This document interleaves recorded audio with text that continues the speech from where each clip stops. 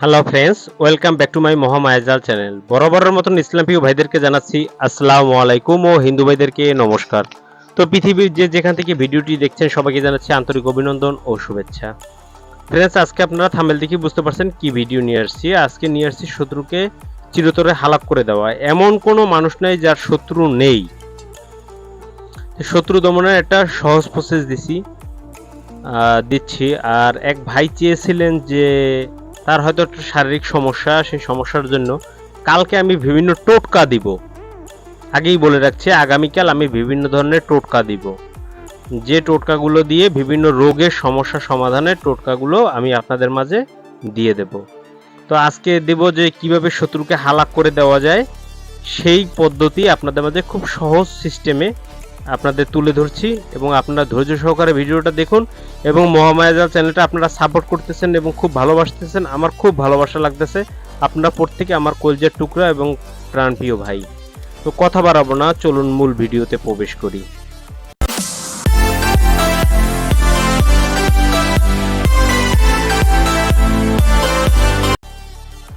So friends, ফিরে আসলাম একটা ইন্টুর পরে। এখন কথা হচ্ছে ভাই, আমরা আজকে যে কাজটি করব তা একটা যন্ত্রের মাধ্যমে। অনেকে বলে যন্ত্র চাই না, মন্ত্র চাই। মন্ত্র চাই ভাই। মন্ত্র দিলে অনেকে সঠিকভাবে মন্ত্র উচ্চারণ করতে পারে না, অ্যাপ্লাইও ঠিকভাবে করতে পারে না। যন্ত্রটা একটু সহজ হয়, একটু ব্যাকা হলেও সমস্যা নাই। চলুন যন্ত্রটা দেখে নেই, তারপরে আমি বুঝিয়ে দিচ্ছি আর কি বিষয়টা কি।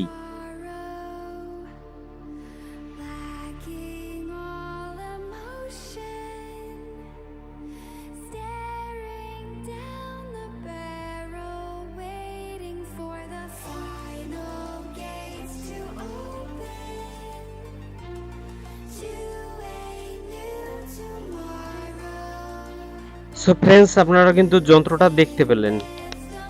এখন কথা বলবেন যে আপনি একটা যন্ত্র নিয়ে আসছেন, খালি মন্ত্র নাই, যন্ত্র নাই, কোনো কিছুই নাই।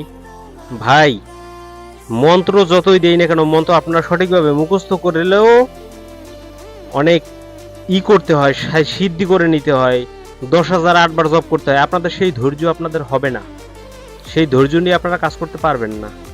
যাতে সহজে করতে পারেন সেই পদ্ধতি আপনাদের মাঝে দেই। আর যদি মনে করেন যে না, আমাদের কঠিনটা আমরা করতে পারবো, তাহলে লিখেন, কমেন্টে আপনারা লিখে দিয়েন, আমি আপনাদের কঠিনটাই দিয়ে দেব। যত কঠিন আছে তত কঠিন দেব। আর সহজ জিনিস দিলে আপনারা মনে করেন যেন আরো সহজ চান, সহজ দিলে আরো সহজ চান। তাহলে বুঝেন যে সহজ জিনিস দিচ্ছি, তাহলে কঠিন হলে কি অবস্থা হবে আপনাদের বুঝে পারবো না। আসলে অনেকে, সবাই তো সমান না। এই জগৎটা কিন্তু অতটা সহজ না। যতটা সহজ মনে করেন অত সহজ না। কিন্তু আগের দিনের যে ব্যাপার স্যাপারগুলো ছিল সেগুলো কিন্তু এখন নেই, আবার আছে, কিন্তু আপনারা সেই ধৈর্য আপনাদের মাঝে নেই।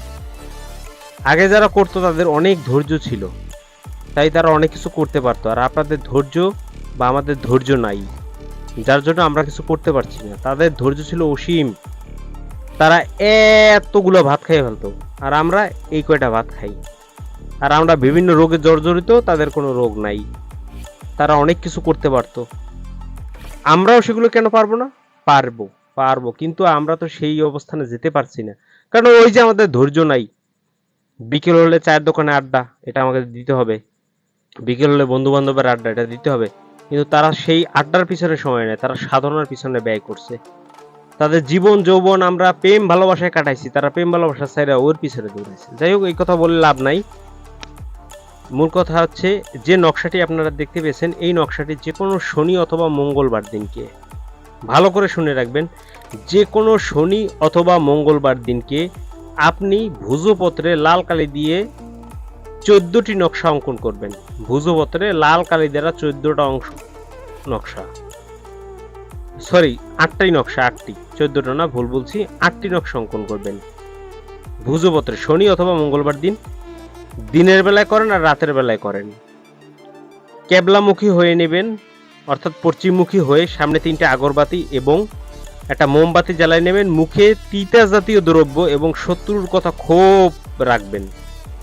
এরপরে যন্ত্রের নিচে যেখানে যন্ত্রটা আছে, যন্ত্রটা যে ভুজপত্রে লিখেছেন, বা সাদা কাগজ যদি না থাকে তাহলে সাদা কাগজে লিখবেন, তাতেও চলবে, কিন্তু একটু দেরি হবে। আর ভুজপত্রে করলে খুব দ্রুত হবে। নিচে লিখে দেবেন যে অমুকের পুত্র অমুক ধ্বংস হয়ে যাক, পুরুষ হলে তার বাবার নাম, আর মহিলা হলে তার মায়ের নাম, অমুকের মেয়ে অমুক ধ্বংস হয়ে যাক, এটা লিখে দিবেন। তো 8টি লিখবেন, 8টি লিখে আপনি লাল কালি দিয়ে লিখলেও চলবে, যদি জাফরান মেশকের কালি পান তাহলে অতি উত্তম। তারপরে ওইখানে যে আগরবাতি ধরাইছিলেন সেই আগরবাতির ধোয়া প্রত্যেকটা তাবিজে লাগাই দিবেন। এরপরে একটি তাবিজ ভাঁজ করে কালো সুতা দিয়ে পেঁচাইয়া যে কোনো পুরাতন কবরে, যে কবর দেওয়া হয়েছে সেই পুরাতন কবরের পায়ের দিকে, যেদিকে পা তার সেই পা বরাবর পুঁতে দিবেন একটা। এখন এটা কিন্তু করতে হবে আপনাকে রাত্রে, এই কাজটি করতে হবে রাত্রে। এখন ভয় লাগতেছে, আপনার জান বাঁচান ফরজ না আপনার ওই ভয়, ওইটা আসলে কোনো ভয় নাই, কোনো ভয়ই নাই কবরে, এখানে কোনো ভয় নাই, চিন্তা করার কিছু নাই, শরীর বন্ধ করাও লাগবে না, যদি প্রয়োজন হয় সাথে একজনকে নিয়ে যাইয়েন। বাকি থাকবে 7টা 7 দিন ধরে দুপুরবেলা আপনি আগুনে পোড়াই ফেলবেন। এখন কি গ্যাস লাইট দিয়ে আগুনে পোড়াবেন না, মোমবাতি ধরাবেন, মোমের আগুনে আপনি পোড়াই ফেলবেন। 7 দিন পর আপনার শত্রুর হাল কি হয় আপনি নিজের চোখ দিয়ে দেখবেন। ফ্রেন্ডস, এর থেকে ভালো পরামর্শ আর ভালো বুদ্ধি আমি আর দিতে পারি না। আপনাদেরকে সুন্দর ভিডিও এইভাবেই দিয়ে যাব, আপনারা যা চাইবেন তাই ভিডিও দেবো। আর আপনারা যে চেয়েছেন কালকে টোটকা দিয়ে দেবো, যে বিভিন্ন রোগের এবং অনেকের লিখছেন সেগুলো, আর যে ধরনের টোটকা প্রয়োজন সেগুলো আপনারা আজকে কমেন্ট করবেন, সেই অনুযায়ী কালকের ভিডিও তৈরি করা হবে। সবাই ভালো থাকবেন, সুস্থ থাকবেন, মহামায়া জাল চ্যানেলের সাথেই থাকবেন। সবাই ভালো থাকুন, সুস্থ থাকুন, আল্লাহ হাফেজ।